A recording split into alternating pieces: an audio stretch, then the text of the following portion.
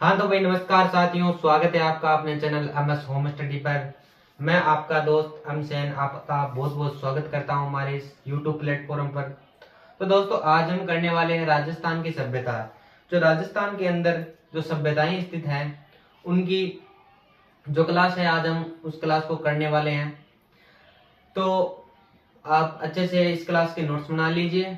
Board के साथ साथ आप इसके नोट्स बना सकते हैं। और आपको यदि हस्तलिखित नोट्स चाहिए तो हमारे टेलीग्राम चैनल को ज्वाइन करिए, जिसका डिस्क्रिप्शन बॉक्स के अंदर लिंक है।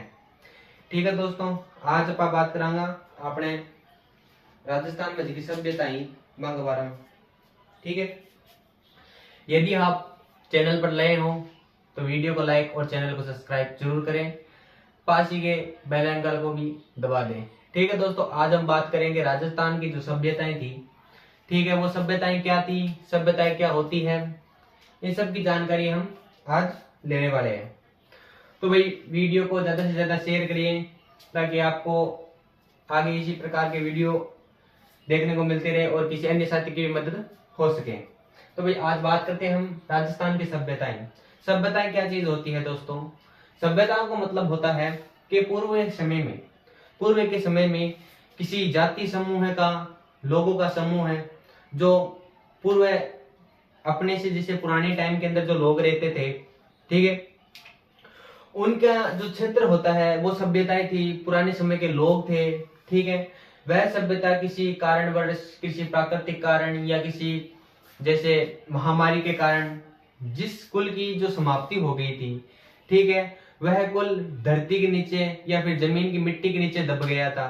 ठीक है, क्योंकि जैसे आपको पता है कि हमारा भी जो विकास हुआ है वह भी हमारा विकास हुआ है। तो किससे हुआ है? हमारा माना जाता है कि हमारा जो मनुष्य का विकास हुआ है, जो मनुष्य का विकास हुआ दोस्तों, माना जाता है कि बंदर से हुआ है। ठीक है, बंदर से है वो मनुष्य का विकास हुआ है। मनुष्य की जो सद्बुद्धि है उसमें परिवर्तन हुआ। ठीक है, वह बंदर से इंसान के रूप में, जो इंसान के रूप में बनने की प्रक्रिया चली। ठीक है, पहले क्या होता था कि अपन शुरुआत में ऐसे नहीं थे, हम क्या थे, बंदर रूप में, जंगली जानवर के आधे रूप के अंदर थे। ठीक है, जिसे आदि मानव कहा जाता है। आदि मानव का मतलब क्या होता है दोस्तों कि आधा मानव, यानी आदि मानव का मतलब, आदि मानव का मतलब ये होता है दोस्तों कि उसमें आधे मानव के गुण थे। ठीक है, उसको खाना खाना आता था। ठीक है, उसको बोली नहीं आती थी, उसको भाषा नहीं आती थी। उसके अलावा आदि मानव, जो मानव अन्य क्रियाएं करते हैं, वो सभी इन मानवों के अंदर आती थी। ठीक है, उसी प्रकार से जैसे सभ्यताएं हैं, ठीक है, आदि मानव से जो बाद के अंदर जो मानव का विकास हुआ, फिर कैसे सभ्यताएं बनी। ठीक है, पुराने समय के अंदर हम में से भी कोई हमारे पूर्वज रहे होंगे। ठीक है, वो क्या किसी आपदा के कारण या किसी प्राकृतिक कारण वहां पर जो सभ्यताएं थी वो नष्ट हो चुकी होगी। ठीक है, फिर समय अंतराल बीतता गया, उसके अंदर जो धूल, जो मिट्टी, जो कण है, उसके अंदर, जमीन के अंदर वो सभ्यताएं वो धसती गई और इनका जो जो ये सभ्यताएं थी वो धरती के अंदर समाहित हो गई। ठीक है, फिर उन्हीं सभ्यताओं को आज के जो वर्तमान मनुष्य है उनके द्वारा खोजा गया। ठीक है, तो पहले उस सभ्यता में देखेंगे कि पहले के जमाने के लोग थे। ठीक है, वो सभ्यताएं मिली, वो किस प्रकार के घरों में रहा करते थे, किस प्रकार के आभूषण, किस प्रकार के वस्त्र पहना करते थे। ठीक है दोस्तों, आज हम इनके बारे में बात करें। आपको पता चल गया सभ्यताएं क्या थी? जो प्राकृतिक समय के अंदर मनुष्य की सभ्यताएं जो किसी प्राकृतिक आपदा या प्राकृतिक कारण या किसी महामारी के कारण जो लुप्त हो गई, जिसका विनाश हो गया। ठीक है दोस्तों, उनको क्या कहा जा रहा है? सभ्यता। जो कहां पर स्थित है? जो कि धरती के अंदर पाई गई है। ठीक है, उसको क्या कहते हैं? सभ्यताएं। ठीक है, तो सबसे पहले हम बात करेंगे अपने सभ्यताएं। सभ्यताएं आपको मैंने बता दी क्या है। पूर्व समय के अंदर मनुष्य के समूह, जाति समूह की जो सभ्यताएं थी, जो मनुष्य समूह था, पुराने जो समय के लोग थे, ठीक है, उनका प्राकृतिक कारण, प्रकोप के कारण जो नष्ट हो गई उनकी सभ्यताएं। ठीक है, फिर वे क्या है, अंदर जमीन के अंदर जैसे डायनासोर के फॉसिल्स और होते हैं, उसी प्रकार से क्या है, जो सभ्यताएं है वो भी जमीन के अंदर दबती चली गई। ठीक है, फिर हमारा भी वैसे आगे से आगे विकास हुआ। फिर आज हम वर्तमान के अंदर जो जमीन खोद के जो आभूषण जो सिक्के प्राप्त होते हैं वो उसी सभ्यता द्वारा, पुराने लोगों द्वारा दफनाए गए सिक्के होते हैं। ठीक है दोस्तों, बात हो गई सभ्यता की। तो बात करें अपने सभ्यता की, तो अपने भारत के अंदर बहुत सारे मनुष्य हुए जब अपना पाकिस्तान और जो भारत है वो एकीकृत था सब 1947 से पहले, जब हमारे भारत को आजादी मिली थी। ठीक है दोस्तों, तो उससे पहले जब हमारा भारत क्या है, हमारा भारत और जो पाकिस्तान है वो एक था। उस समय क्या हुआ था कि बहुत सभ्यताएं खोजी गई थी। ठीक है, पुराने समय के लोगों के अवशेष, आभूषण आदि की सभ्यता की जमीन से खोदकर खोज हुई थी। ठीक है, उसमें सबसे पहले जो सभ्यता खोजी गई उसका नाम था हड़प्पा। ठीक है, बात करते हैं अपना हड़प्पा सभ्यता। ये इसको हड़प्पा सभ्यता क्यों कहा जाता है, क्योंकि जहां ये खोजा गया था उस स्थान का नाम क्या है, हड़प्पा। ठीक है, इसलिए इसे हड़प्पा सभ्यता कहा गया। ठीक है, सर्वप्रथम हड़प्पा स्थान, ठीक है, हड़प्पा स्थान खोजे जाने के कारण, ठीक है, खोजे जाने के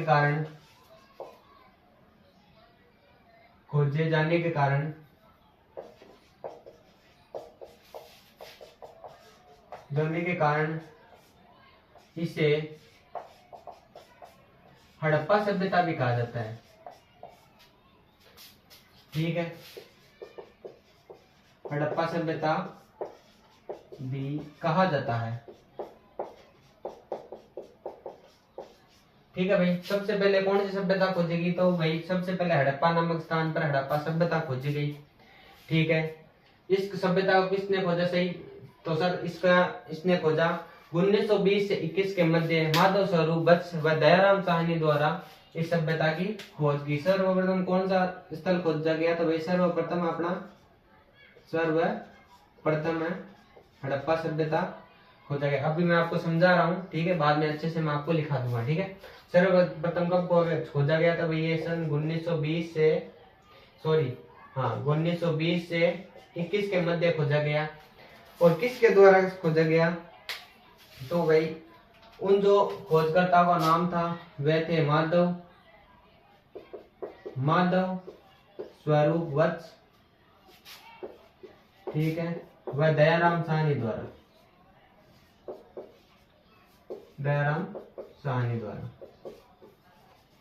ठीक है भाई, इस सभ्यता की खोज हुई माधव स्वरूप वत्स और दयाराम साहनी द्वारा इसकी खोज हुई। उसके बाद इसी सभ्यता का सबसे महत्वपूर्ण स्थल यानी एरिया वाइज सबसे बड़ा स्थल खोजा गया, उसका नाम था मोहनजोदड़ो। क्या था भाई, मोहनजोदड़ो। ठीक है, सन 1922 के अंदर खोजा गया। किसके द्वारा, तो भाई राखलदास बनर्जी द्वारा यह स्थल है वो खोजा गया। सबसे महत्वपूर्ण स्थल कौन सा था, मोहनजोदड़ो था, जिसका किसके द्वारा खोजा गया, सन 1922 के अंदर राखलदास बनर्जी द्वारा खोदा गया, उत्खनन किया गया। ठीक है भाई, इतनी बात आपको समझ में आ गई। जो मोहनजोदड़ो खोज किसने द्वारा हुई, राखलदास बनर्जी द्वारा। सबसे प्रथम हड़प्पा सभ्यता खोजी गई। ठीक है, बाद में मोहनजोदड़ो खोजा गया। ठीक है, हड़प्पा सभ्यता नाम क्यों पड़ा, क्योंकि सर्वप्रथम हड़प्पा स्थान खोजा गया, इसलिए इस सभ्यता को हड़प्पा सभ्यता या सिंधु घाटी सभ्यता भी कहा जाता है, क्योंकि सिंधु नदी के किनारे ये सभ्यता वो उत्पन्न हुई, ये पनपी वहां पर सभ्यता। ठीक है, उसके बाद में सबसे महत्वपूर्ण, ये वर्तमान में दोनों स्थान है वो पाकिस्तान में चले गए हैं। कहां पे चले गए हैं दोस्तों, पाकिस्तान के अंदर चले गए हैं। ये दोनों मोहनजोदड़ो और जो हड़प्पा सभ्यता है वो वर्तमान में कहां पर स्थित है, पाकिस्तान में चले गए हैं। ये जो स्वतंत्रता से पहले जो ये भारत में सम्मिलित थे। ठीक है, उसके बाद एक महत्वपूर्ण स्थान खोजा गया जिसका नाम है कालीबंगा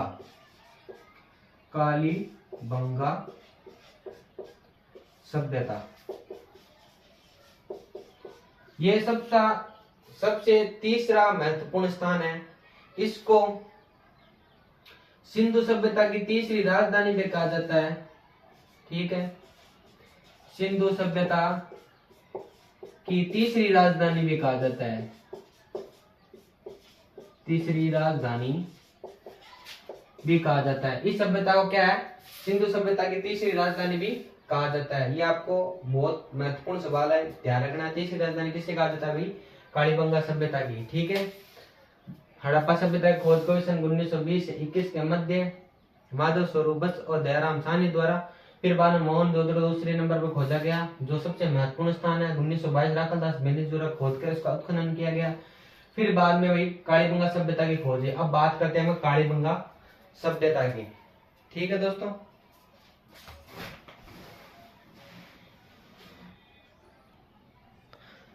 ठीक है दोस्तों, हम बात करते हैं कालीबंगा सभ्यता की। उससे पहले हम देखते हैं कि दशरथ शर्मा है। ठीक है, जो दशरथ शर्मा है, दशरथ अपने शर्मा है, दशरथ शर्मा ने कालीबंगा सभ्यता को सिंधु सभ्यता की तीसरी राजधानी भी कहा। सिंधु सभ्यता की तीसरी राजधानी भी कहा, राजधानी कहा, क्योंकि तीसरे नंबर पर स्थान कौन सा खोजा गया, तो वही कालीबंगा सभ्यता खोजी गई। ठीक है, इसको दशरथ शर्मा ने सिंधु सभ्यता की तीसरी राजधानी कहा। ठीक है, बात करते हैं हम हड़प्पा सभ्यता की। तो हड़प्पा सभ्यता को सिंधु सभ्यता का प्रवेश द्वार या तोरण द्वार भी कहा जाता है। अब बात करते हैं हम सिंधु सभ्यता कालीबंगा सभ्यता के बारे में। ठीक है, सबसे पहले बात करते हैं, यह सभ्यता है, यह सभ्यता घग्गर नदी, जो अपने घग्गर नदी है, वो आपको पता ही होगा, हनुमानगढ़ गंगानगर जो अपना ये राजस्थान है। ठीक है, ये अपना राजस्थान है। यहाँ पे ये एक नदी बहती है जिसका नाम क्या है, घग्गर नदी। ठीक है, जो कहां पर ज्यादा कर बहती है, तो हनुमानगढ़ जिले के अंदर। ठीक है भाई, तो ये सभ्यता कहां पनपी, तो ये सभ्यता पनपी घग्गर नदी के किनारे। ठीक है, घग्गर नदी के किनारे ये सभ्यता पनपी। ठीक है, जो कहां पर स्थित है, हनुमानगढ़ जिले के अंदर स्थित है। ठीक है, इस घग्गर नदी को सरस्वती नदी है जो, ठीक है, सरस्वती नदी, जिस नदी का उल्लेख हमारे पुराणों, हमारे ग्रंथों के अंदर भी होता है। माना जाता है कि यहाँ पर इस क्षेत्र के अंदर एक नदी बहती थी। जो ये क्षेत्र है इसके अंदर एक नदी बहा करती थी जिसका नाम क्या था, सरस्वती नदी। उसी सरस्वती नदी के तर्ज पर आज एक नदी बहती है यहाँ पर, जिसको क्या बोलते हैं, घग्गर नदी। ठीक है, ये घग्गर नदी माना जाता है कि ये सरस्वती नदी का अवशेष भाग है। ठीक है, तो भाई कालीबंगा सभ्यता कौन सी नदी के किनारे पनपी, क्योंकि जीवों की उत्पत्ति भी समुद्र या समुद्री जल से हुई है। ठीक है, तो उसी प्रकार जो सभ्यता के लोग थे उनको भी पानी की आवश्यकता होती थी, मछली पकड़ना पड़ता था और पकड़ना पड़ता था, और हमेशा सभ्यता का विकास किसी नदी घाटी समूह के ऊपर भी होता है। ठीक है, जिस प्रकार मनुष्य का जो जन्म हुआ वो भी जल से ही हुआ है। ठीक है, समुद्री जीवों से अपना रूप परिवर्तन होता गया और आज हम वर्तमान रूप में मनुष्य के रूप में है। ठीक है, हमारे आने वाली जो पीढ़ी होगी हमसे कई गुना अलग होगी। ठीक है, बात करते हैं घग्गर नदी की। तो घग्गर नदी के किनारे ये सभ्यता पनपी।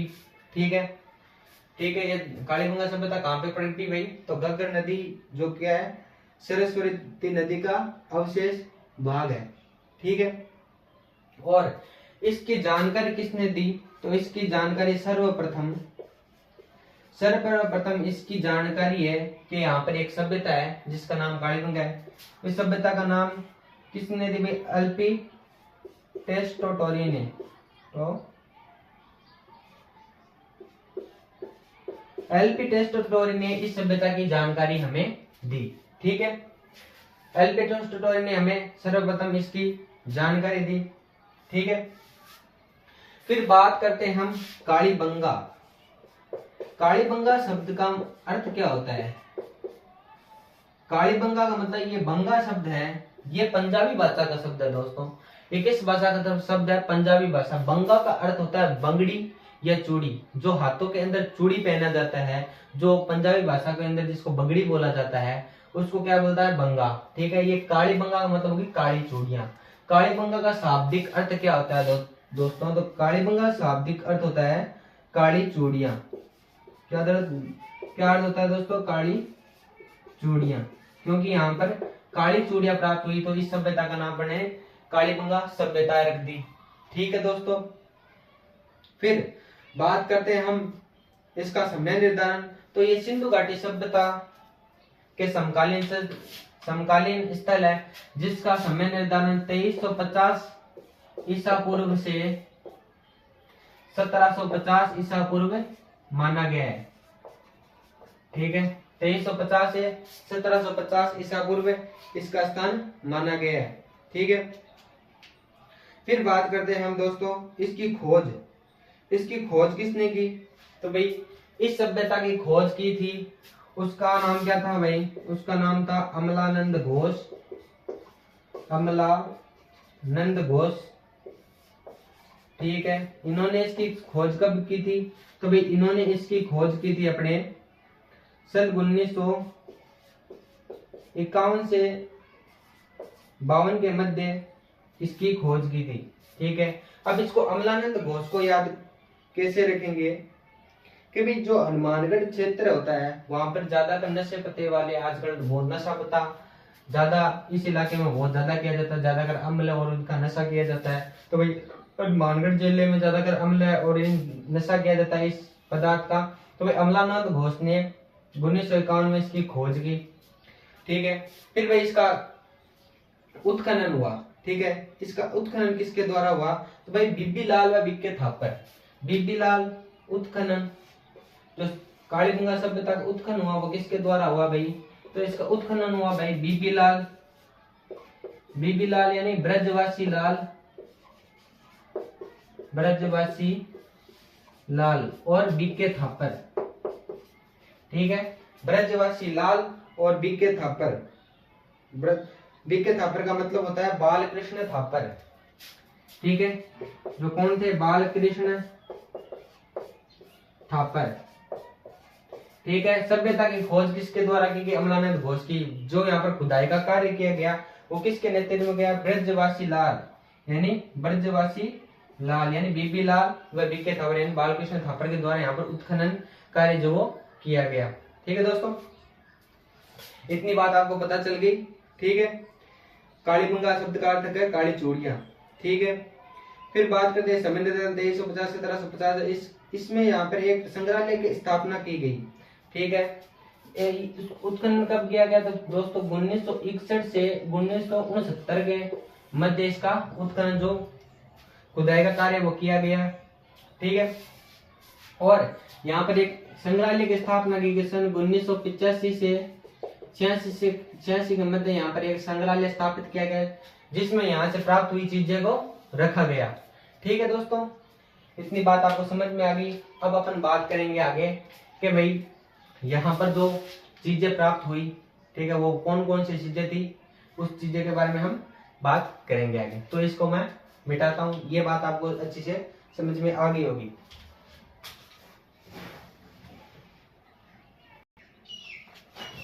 हाँ तो भाई साथियों देखो, आप इसी प्रकार से आप नोट्स को उतार सकते हो। जैसे मैंने आपको बताया, सर्वप्रथम इसकी जानकारी कालीबंगा सभ्यता किसने दी? तो भाई एलपी टेस्टोटोरी ने इसकी सर्वप्रथम जानकारी दी। ठीक है, बात करते हैं हम इसकी जो खोज है वो किसके द्वारा की गई? तो दोस्तों इसकी खोज की गई सन 1951 से 52 के मध्य अमलानंद घोष द्वारा इसकी खोज की गई। फिर उसका उत्खनन यानी उसका खुदाई का कार्य किसके द्वारा किया गया? तो भाई बीबी लाल बीके थापर यानी बाल जो अपने बीबी लाल है। ठीक है, बीबी लाल का मतलब क्या होता है दोस्तों? अभी मैंने आपको थोड़ी देर पहले बताया था, ब्रजवासी लाल। ठीक है, बीबी लाल यानी ब्रजवासी लाल। ठीक है, बीके थापर यानी बालकृष्ण थापर। इसके द्वारा सन 1961 से 69 के मध्य जो है इसका उत्खनन कार्य किया गया। बात करते हैं सभ्यता, तो गगन नदी सरस्वती नदी के अवशेष भाग के किनारे स्थित है, जो कहां पर है? हनुमानगढ़ जिले में स्थित है। ठीक है, बंगा शब्द पंजाबी भाषा का जिसका अर्थ होता है चूड़ियां। ठीक है, कालीबंगा का शाब्दिक अर्थ क्या होता है भाई? काली चूड़ियां। इसका समय निर्धारण 2350 या 1750 जो सिंधु घाटी सभ्यता का समय है उसके अंतराल का बताया गया है। यहाँ पर एक संग्रहालय की स्थापना है जिसका स्थापना कब हुई, सन 1998 से 86 के मध्य। तो आप अच्छे से इसका स्क्रीनशॉट लेके इसको उतार सकते हैं। फिर अपन आगे बात करेंगे अपने आगे की जानकारी के बारे में, यहाँ पर क्या क्या चीजें मिली। ठीक है दोस्तों, आपको ये बात क्लियर हो गई। फिर हम बात करते हैं कि इस सभ्यता की खोज के दौरान यहाँ पर क्या क्या वस्तुएं मिली। ठीक है, जो खोज है उसके अवशेषों के अंदर क्या क्या हमें यहाँ से प्राप्त हुआ, यही प्रकार के सवाल जब अगर परीक्षा में आता है कि भाई कालीबंगा सभ्यता में यहाँ कौन सा जो ये होगा, जैसे कपड़े में मिला उस तरह का कौन सी सभ्यता से प्राप्त हो, तो वही कालीबंगा सभ्यता से प्राप्त हुआ। इसी प्रकार के सवाल अपने को परीक्षा के अंदर देखने को मिलते हैं। मोस्ट तो ये 7 अग्नि वेदिकाएं देखने को मिलती है। ठीक है, भूकंप के हिसाब से कहाँ से प्राप्त हुए वही अवशेष मिले, तो वही कालीबंगा सभ्यता से मिले। तो बात करते हैं हम सिंधु घाटी जो कालीबंगा सभ्यता उसके अंदर क्या क्या मिला हमें। तो बात करते हैं जो नगर था, जो ये नगर था वो दो भागों के अंदर विभक्त था। जो पश्चिम का भाग था वह दुर्गीकृत था और जो पूर्व का भाग था वह अदुर्गीकृत था। जो पश्चिम के भाग के अंदर जो राजा टाइप के महाजन लोग है वो रहा करते थे, और जो ये पूर्वी भाग है वहां पर जो ग्रामीण जनसंख्या है वो रहा करती थी। ये क्या थी भाई, नगरीय सभ्यता थी। तो इसके अंदर क्या क्या अपने को मिला इस सभ्यता के अंदर। तो सबसे पहले बात करते हैं हम समकोण पर काटती हुई सड़कें, गिरिजन सिस्टम में शतरंज जैसी। ठीक है, तो भाई यहाँ पर समकोण पर काटते, समकोण पर यानी 90 डिग्री ऐसे 90 डिग्री ऐसे काटती हुई सड़कें अपने को मिली। ठीक है, जैसे ये ग्रीन सिस्टम होता है, जैसे ट्रैफिक सिस्टम लगा होता है उस प्रकार, और शतरंज जैसी, शतरंज के अंदर भी ऐसा ग्रीन सिस्टम का प्रयोग होता है। ठीक है दोस्तों, ये ग्रीन सिस्टम का प्रयोग होता है। इस प्रकार के हमें यहाँ पर सड़कें देखने को मिली। ठीक है, सभ्यता के अंदर। ठीक है, फिर बात करें सिंधु घाटी सभ्यता की तर्ज पर बचा एकमात्र शहर कौन सा है भाई, तो बात करें अपन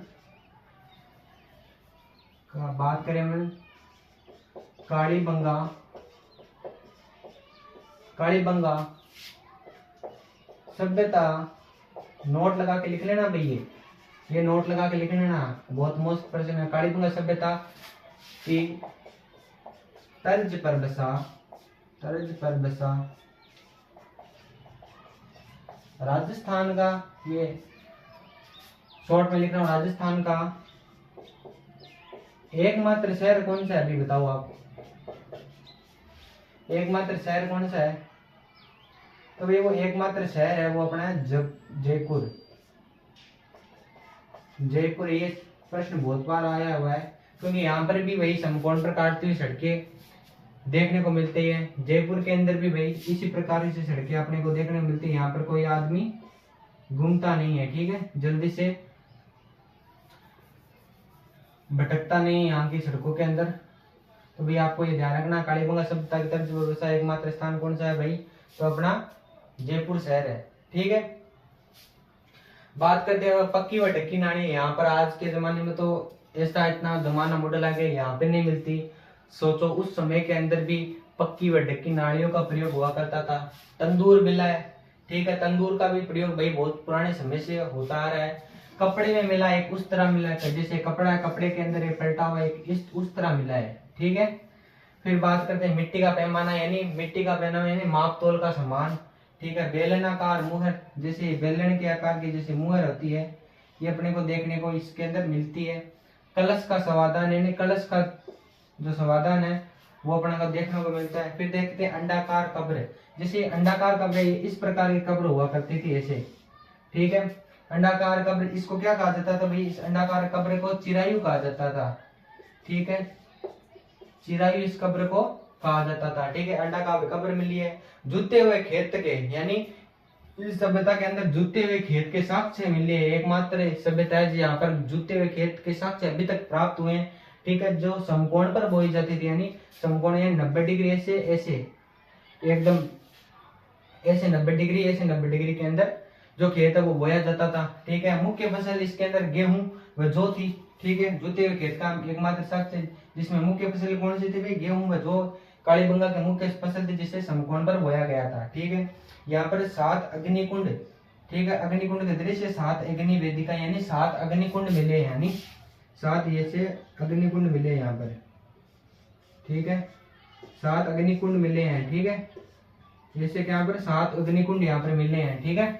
जो हवन के अग्निकुंड है, 7 अग्नि वेदिका युग्म के दृश्य मिले हैं।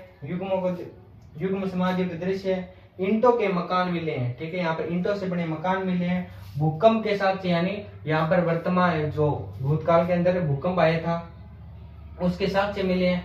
तांबे का एक बेल मिला है, ठीक है।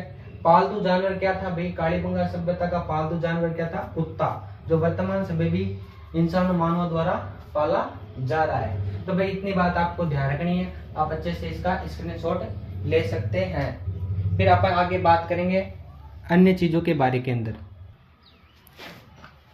तो हाँ भाई आगे देखो अब, तो अवशेषा की बात करा तो अब आगे देखा आप यहाँ पर लिपि दाएं से बाएं ओर लिखी जाती थी। यहाँ से जो लिपि, यहाँ पे जो लिपि लिखी जाती, मतलब जो लिखने का तरीका होता था वह दाएं हाथ से यानी राइट हैंड से लेफ्ट हैंड की तरफ, यानी यहाँ से यहाँ तक की तरफ, जैसे उर्दू लिखी जाती है उल्टी साइड से, ठीक है, ऐसे लिखी जाती थी, ठीक है। जिसको गोमूत्राकार, ठीक है, सर्पाकार या बेस्ट ऑफ वेदन इस लिपि को कहा जाता था, जिसे गोमुद्राकार, सर्पाकार या वेस्ट ऑफ वेदन कहा जाता था, ठीक है। यहाँ पर जो कपास मिली है, जो यहाँ पर ऊन मिली है, उस सभ्यता को जो कपास, उसको ऊन को कपास बोला जाता है, ठीक है। तो उस कपास को क्या बोलते थे, तो भाई इस सभ्यता में कपास को सिड्डन बोला जाता था, ठीक है। फिर यहाँ पर खिलौने की गाड़ी मिली है। काले मृद पात्र यानी काले रंग के मृद यानी माटी के बने हुए मृद पात्र मिले हैं। हरिण चित्रयुक्त बार खुरदरे चित्र मिले। प्राक हड़प्पा मृद बांड मिले, यानी प्राकृतिक जो हड़प्पा मृद बांड है उसके अवशेष मिले हैं, जिसको अमलानंद घोष, जो इसके खोजकर्ता थे, उन्होंने इन मृद भांडों को सोंती मृद भांड कहा। ये प्रश्न मोस्ट है, तो आपको थोड़ा बहुत ये ध्यान रखना है। बात करते हैं यहाँ पर एक बालक की खोपड़ी मिली है, जैसे बालक है उसकी खोपड़ी के अवशेष मिले हैं, जिसके अंदर जैसे ये एक बालक है, ठीक है, इस बालक की खोपड़ी है जैसे ये, ठीक है, इस बालक की खोपड़ी मिली है यहाँ पर, इसके अंदर क्या 6 छेद मिले हैं। इसका ये प्रमाण है कि उस समय के अंदर भी शल्य चिकित्सा का काम हुआ करता था, ठीक है। यहाँ पर बालक की खोपड़ी मिली है जिसके अंदर क्या है, छेद है, 6 छेद है, जो शल्य चिकित्सा का प्रमाण है कि पूर्व समय के अंदर भी शल्य चिकित्सा जो होती है वो की जाती थी, ठीक है। फिर बात करते हैं हम कालीबंगा सभ्यता के तर्ज पर एक बसा एकमात्र शहर, मैंने आपको ये बता दिया, वो जयपुर है, ठीक है। यहाँ पर स्वास्थ्य का चिन्ह मिलता है। स्वास्थ्य का चिन्ह कौन सा होता है, जो अपना साख्या होता है, ठीक है, जो अपने घर के अंदर महिलाएं जो साख्या मानती है, उसका प्राचीन समय से अस्तित्व वही। तो यहाँ पर एक स्वास्थ्य का चिन्ह मिला है, ठीक है। सिक्के व प्राकृतिक हड़प्पा, ठीक है, इनमें सिक्के प्राप्त हुए हैं जिसके अंदर एक पर व्याघ्र का चित्र है, ठीक है, और दूसरे पर दूसरी कुमारी देवी का चित्र मिला है। यहाँ पर सिक्के प्राप्त है जिसके अंदर एक सिक्के के अंदर तो व्याघ्र का व दूसरे सिक्का जो प्राप्त हुआ है उसके अंदर कुमारी देवी का चित्र मिलता है, ठीक है। ये कच्ची ईंटों के मकान, यहाँ पर क्या है, कच्ची ईंटों से भी बने मकान है वो प्राप्त हुए हैं, जिसके कारण इस सभ्यता को दीनहीन की बस्ती कहा जाता है, क्योंकि दीनहीन जो गरीब लोग होते हैं वो हमेशा कुटिया, झोपड़िया, कच्चे मकानों के अंदर रहा करते थे। इसीलिए इस सभ्यता के जो कच्ची ईंटों के मकान प्राप्त हुए, इसी कारण इस सभ्यता को दीनहीन की बस्ती भी कहा जाता है। और हाँ, इस सभ्यता के अंदर तीर भी प्राप्त हुए हैं, ठीक है, सभ्यता से तीर भी प्राप्त हुई हैं, तीर भी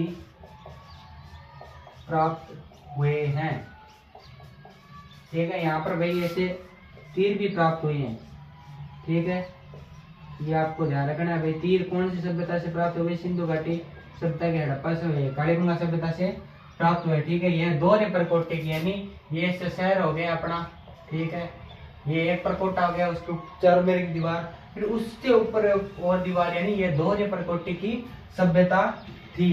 तो भाई आप अच्छे से ये नोट्स उतार सकते हो। और आपको यदि आपको ये हस्त लिखित नोट्स चाहिए तो अपने Telegram channel MS home study को ज्वाइन कर लीजिए, जिसका लिंक अभी अपने डिस्क्रिप्शन बॉक्स के अंदर आपको देखने को मिल रहा है।